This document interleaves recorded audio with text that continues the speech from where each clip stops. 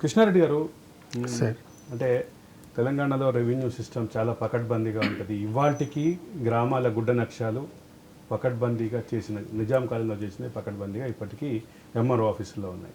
వీటన్నిటికీ మనం ప్రత్యక్ష సాక్షులం.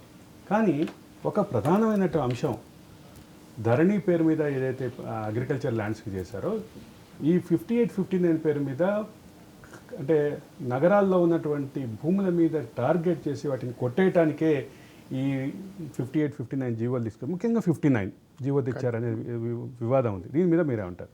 ఖచ్చితంగా వాళ్ళు లాభోక్తులు వేరే వాళ్ళు కాదు, కేవలం వాళ్ళ బినామీలు.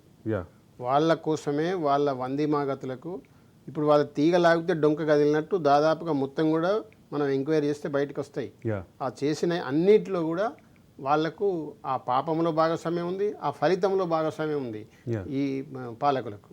అందులో ముఖ్యంగా కేసీఆర్ కుటుంబానికి సంబంధించిన హరీష్ రావు కానీ, కేటీఆర్ కానీ, మున్సిపల్ మంత్రిగా ఆయన, రెవెన్యూ మంత్రి అయితే ఇంకా ఆయననే ఉన్నాడు, ముఖ్యమంత్రి గారే.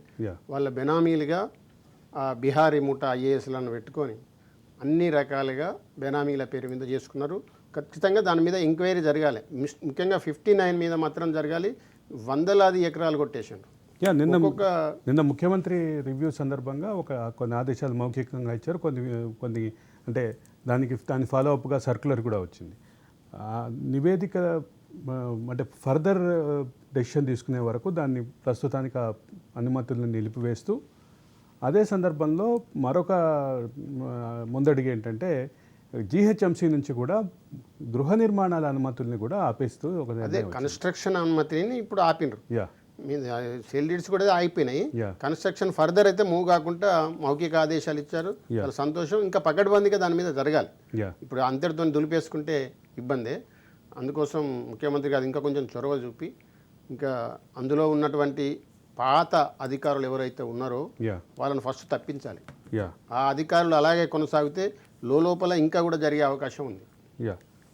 శోభన్ అరవింద్ గారు, గతంలో ఉమ్మడి ఆంధ్రప్రదేశ్ రాజశేఖర రెడ్డి గారు కానీ అంతకంటే ముందు కానీ భూ సమస్యల మీద అనేక కమిటీలు వేశారు. కోనేరు రంగారావు కమిటీ కూడా వేశారు. ఇప్పుడు ఈ 59 జీవో పైన హైదరాబాద్ చుట్టుపక్కల మొత్తము ఉమ్మడి రంగారెడ్డి జిల్లాలో కబ్జాకు గురైన భూములపైన ప్రభుత్వం కనుక ఒక నిజాయితీ కలిగిన అధికారులతో లేదంటే ఒక జ్యుడిషియల్ ఎంక్వైరీ చేస్తే మీకు వేల కోట్ల స్కామ్లు కుంభకోణాలు బయటకు వస్తాయి. ఇప్పుడు నేను ఈ మన చర్చా వేదిక సందర్భంగా నేను ప్రభుత్వానికి చెప్తున్నా ఏంటంటే ఒక్క షేర్లింగంపల్లి నియోజకవర్గంలోనే అరవింద్ గారు 25,000 కోట్ల విలువ వేసే ప్రభుత్వం కబ్జా అయిందని చెప్పేసి ప్రస్తుతం ముఖ్యమంత్రి గారికి నేను మెసేజ్ పెట్టాను. పాత ముఖ్యమంత్రి కూడా లెటర్ ఇచ్చారు డీటెయిల్స్ తోటి. ఇప్పుడు కూడా ఈ ప్రభుత్వానికి మేము పూర్తి స్థాయిలో సహకరిస్తాం.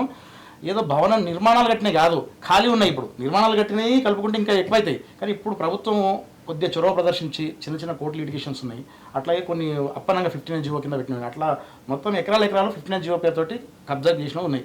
గవర్నమెంట్ కొంచెం ఇనిషియేటివ్ చేసినా కూడా కొద్దిగా చొరవ ప్రదర్శించినా కూడా మీకు 20-25 కోట్ల విలువ ప్రభుత్వ భూమి బయటకు వస్తుంది. ప్రధానంగా మీరు ఏదైతే షేర్లింగంపల్లి నియోజకవర్గానికి చెందినటువంటి వ్యక్తి, మీ నియోజకవర్గంలోనే ప్రధానమైనటువంటి నానక్రామ్ కూడా కానీ, కాజాగూడ కానీ, షేర్లింగంపల్లి కానీ, గోపన్పల్లి కానీ, చందానగర్ కానీ, రాయదుర్గం కానీ, ఈ అన్ని వివాదాలు ఎక్కువగా ఈ ప్రాంతాల్లో ఎక్కువగా. హైటెక్ సిటీ పక్కనే ఖానామెట్లో మీకు 49/14 సర్వే నంబరు పెద్ద సర్వే నెంబర్, దాదాపు 150 ఎకరాలు 200 ఎకరాలు ఉంటాయి.